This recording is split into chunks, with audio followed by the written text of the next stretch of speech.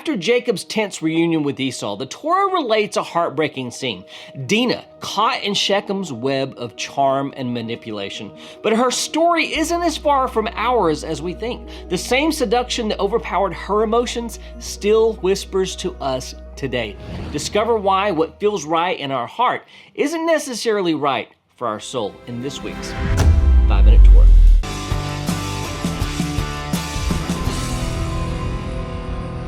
Shalom and blessings from Shalom, Macon, the place where disciples of Yeshua learn, connect, and grow. I'm Darren, and before I get into the 5 minutes of my 5-minute Torah commentary, let's cover a few quick facts about this week's Torah portion. This week we are studying the 8th portion of the new Torah cycle. We are in the portion of Vayishlach, Genesis 32:4 through 36:43, and here are the 3 things that you need to know about it. Number 1, Jacob meets Esau, a reluctant reunion.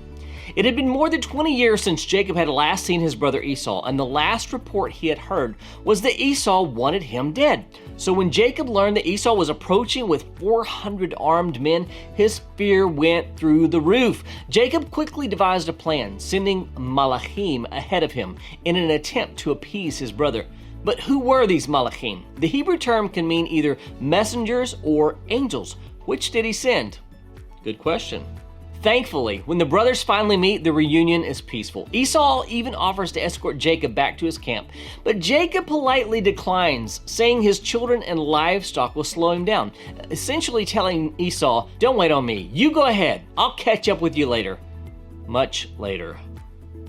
Number 2, Shechem and Dinah, a tale of revenge.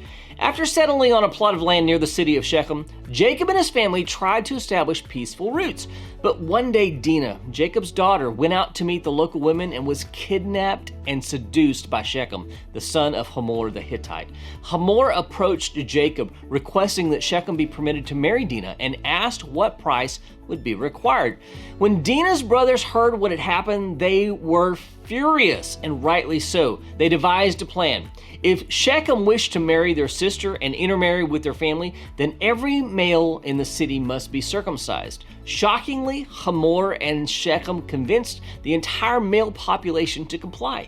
On the 3rd day, when the pain was at its peak, Simeon and Levi swept through the city with swords and killed every man.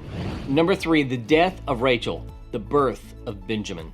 Toward the end of our portion, Rachel, Jacob's beloved wife, tragically dies while giving birth to her second and final child near Bethlehem. Before passing on, she names him Ben-Oni, meaning son of my suffering. After her death, however, Jacob renames him Ben-Yamin, son of the right hand, expressing his deep affection for his new son. Rachel's passing devastates Jacob, and he erects a memorial pillar at her grave. The Torah records, so Rachel died, and she was buried on the way to Ephrat, that is Bethlehem. And Jacob set up a pillar over her tomb. It is the pillar of Rachel's tomb, which is there to this day. Israel journeyed on and pitched his tent beyond the Tower of Eder. This is Genesis 35:19 through 21.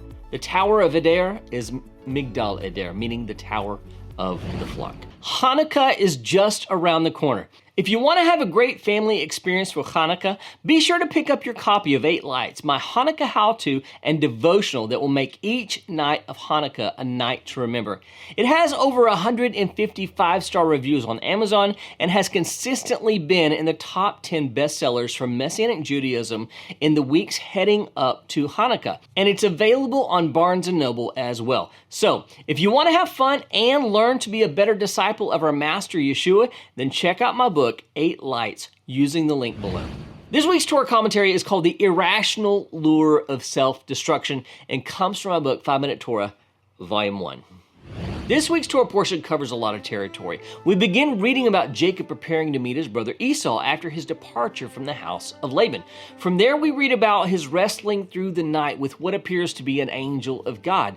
Jacob then encounters Esau, and things go much better than expected. Esau is cordial and Jacob doesn't get killed, so he skirts around his brother's territory and heads over to Sukkot.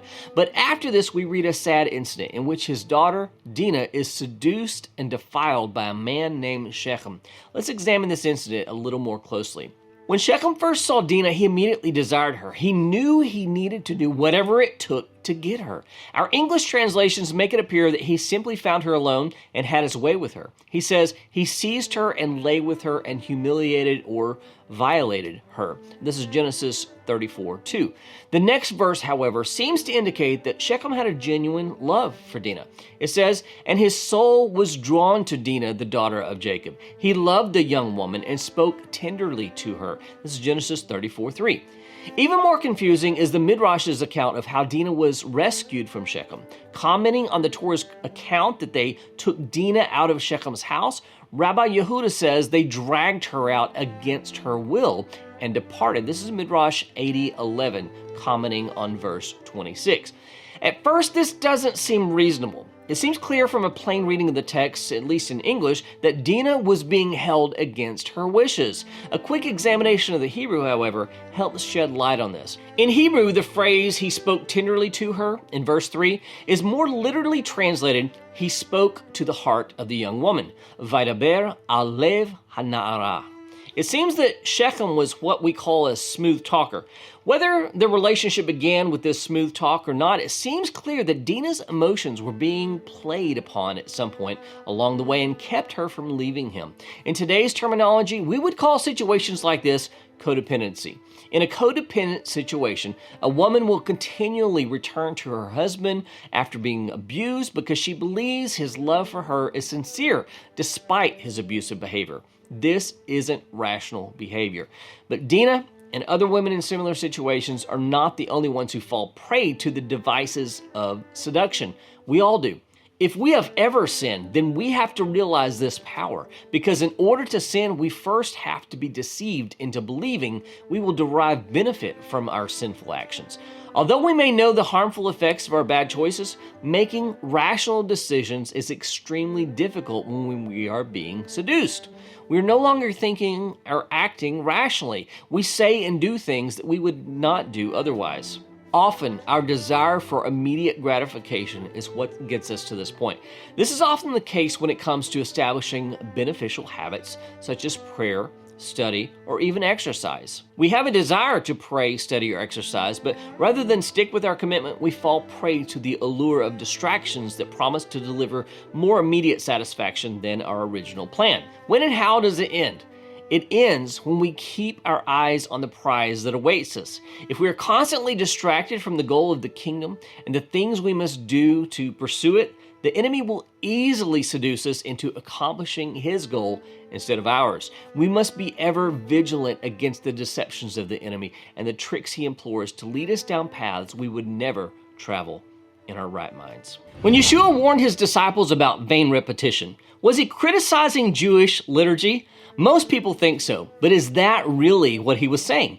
If you want to understand what Yeshua actually meant and how Jewish prayer is designed to draw us into the presence of the King, watch our latest Lunch and Learn class on Jewish prayer that my wife and I recently taught together. Just click on the link right here to get started.